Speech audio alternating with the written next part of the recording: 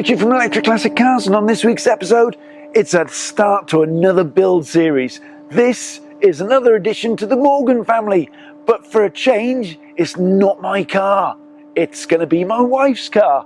Now, this project started at Goodwood Revival this year when me and the wife were having a bit of a chat and we got talking that she hasn't had a classic car for a while. In fact, the last classic car she had was a 1961 VW Beetle, and we as a family have always been into Beetles. She's had a few Beetles, I've had literally every Volkswagen under the sun, but I've never had a Karmann Ghia. And we had a little bit of a walk around Goodwood Revival and found a Karmann Ghia specialist, Californian Classics, and I said to him, I want a right-hand drive, preferably early 60s. I just like the early 60s look, not low lights, because the low light Ghia, very beautiful car, but it was never available in right-hand drive. So we were looking for an early 60s right-hand drive Karmann Ghia, solid base, but that's all I needed. And this is what they came up with. Now, let's give you a little bit of a history of the Karmann Ghia. And we'll start with the word Karmann, because Karmann was a massive coach builder back in the day. They were building cars not only for Volkswagen but also BMW. They were doing the BMW 2002, the E9, both cars we've converted in the past. But with Volkswagen and Porsche, they were doing things like the Porsche 914, the early Porsche 911, the Porsche 912, for instance. But with Volkswagen, the collaboration turned into a complete design car, which they put the Volkswagen badge on the front, but actually called it the Karmann Ghia. So what was the Karmann Ghia design-wise? It was a replacement, if you like, for the Type 34 Razor Edge, a funky car that I quite like the look of. But this was to replace that car, and I'd say there's mainly three iterations of it. They all look very similar, but the three main iterations are the low light Ghia, which is the start to the model, if you like, and they had small grills here. These lights, as the name might suggest, were lower down, so that was pretty much it on the front. Then there was the early 60s one, I say early 60s one, the 60s one I'd say, which is what we have here with these grills here, the lights up here, the bullet indicators. Then came the 70s, then you had different indicators here, big massive indicators went around here, square bumpers here, and on the rear the styling changed again, but in the middle the body shape pretty much stayed exactly the same, really. So on the low light Ghia, the first model, smaller lights here, then it went to these rear lights, then the 70s bigger lights again, and again that square bumper at the back as well for the 70s model. But pretty much they looked the same unless you're an expert. But I really like the 60s look with these rear lights here and these blade bumpers. I'm not a fan of the big towel rail American style bumpers that you can also get. So we were looking for a right hand drive early 60s Ghia. Why right hand drive? Because obviously I'm going to put a Tesla motor in the rear and we're going to have a bit of power, so we need to overtake. Right hand drive becomes essential in that case. I'm going to do something which very rarely happens on this channel. I'm going to start the engine. So it's got that iconic sounding Beetle engine in the back. That's what lives in there, but not for very long.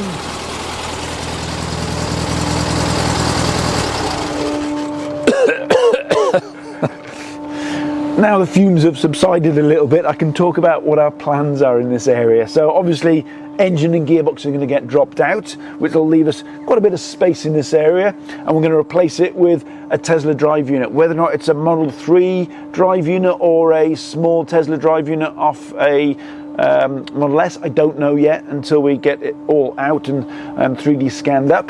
But that's what's going to go in the rear, which means that this area here is going to be turned into a little bit of a boot. So I'm going to carpet this area and turn it into a practical boot space. It's fair to say that this is not the first Karmann Ghia that we've converted. We've done two, actually, sorry, we've done one and one kit. So where do we put the battery pack if we're not going to put it in the rear there and turn that rear into a boot? Well, it's going to be here. So this is a nice big cavernous area where we put the last battery packs, and the plan is to try and put a 60 kilowatt hour battery pack into this car. So we're going to have this completely battery pack in there. So that's going to be redundant as luggage space, but the rear engine bay is going to turn into a bigger luggage space than this ever was. So much more practical, I think. While I'm in the back, I'll just lift up this back seat because there's quite a bit of space underneath here as well. So I'll probably put some of the control boxes and other bits and pieces in this space too.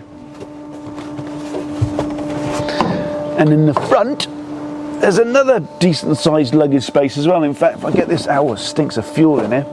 Oh, that smells. So I think they've had a fuel leak somewhere in here.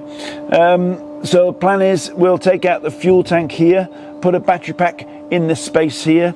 There's quite a bit of space with a spare wheel, and also here is all air as well. Not sure if we'll keep the spare wheel yet, we'll have to see. But yeah, another big luggage space in here to put the rest of the battery pack up front.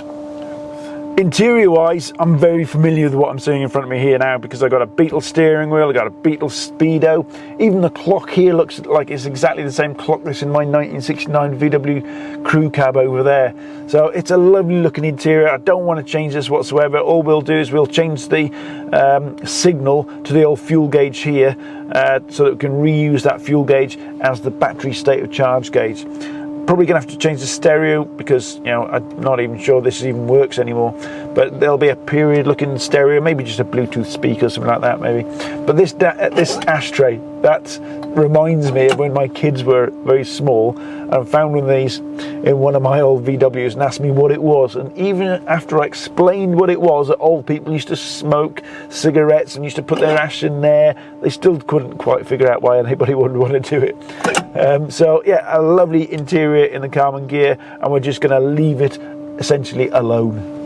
Apart from putting in the Tesla motor in the back and battery packs and converting it to electric, there are other things I want to do to this car and other things that my wife wants doing to it.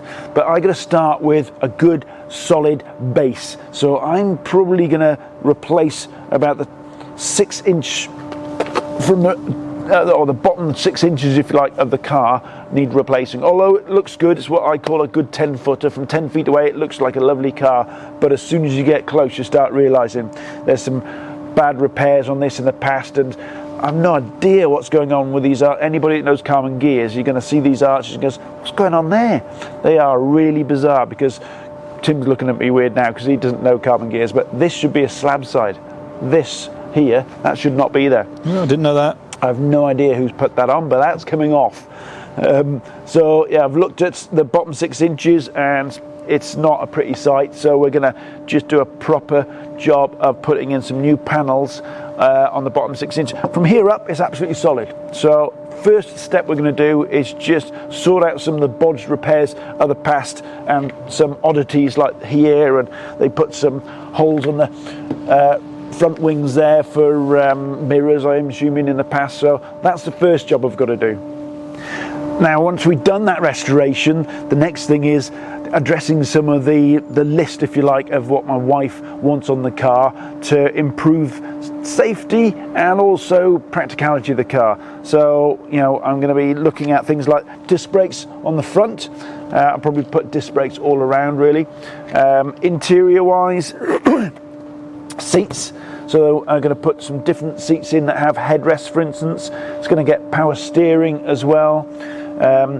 Heated seats as well is a must. In fact, I think that was the first thing she said when I mentioned what I'm going to do with this car. She said, can you put heated seats in? So heated seats, because don't forget, I want to kind of wean her away from that Tesla Model 3 that she's got. And if we can get rid of that, I'll be a happy man. Nothing wrong with Tesla Model 3, but I really like driving classics as daily drivers, and that's my aim with this, to see if I can wean her off that Tesla Model 3. So heated seats as well, and then coming around the rear, some other things that'll make it a little bit more usable. I'm going to get rid of these American spec rear lights, because she had a 1961 Beetle and they had very small rear red lights, and the indicator was also flashing red, confused everybody and was quite dangerous on the road. So we're going to replace those with proper UK spec ones with the amber on the indicators. And then the other thing on the rear as well is a reversing light, because I noticed the other day when I was trying to park it, there's no reversing light on. And I've just had a thought on where to put those. Put them in here, so I'll get some white LEDs in the old exhausts and keep the old exhausts in. There's no bad angle on this car. I mean, no matter where Tim puts the camera, it's just beautifully styled throughout, but it never had the power to back up that beautiful styling, unfortunately, and definitely we're going to be addressing that by putting that Tesla motor in the rear, and obviously balancing that out with, you know, better handling, better brakes, probably wider tyres and wheels as well. So make sure you're subscribed, everybody, if you want to follow this build series on converting this beautiful Karmann Ghia to electric for my wife. And on that note, I hope you enjoyed this episode, and we'll see you on the next one.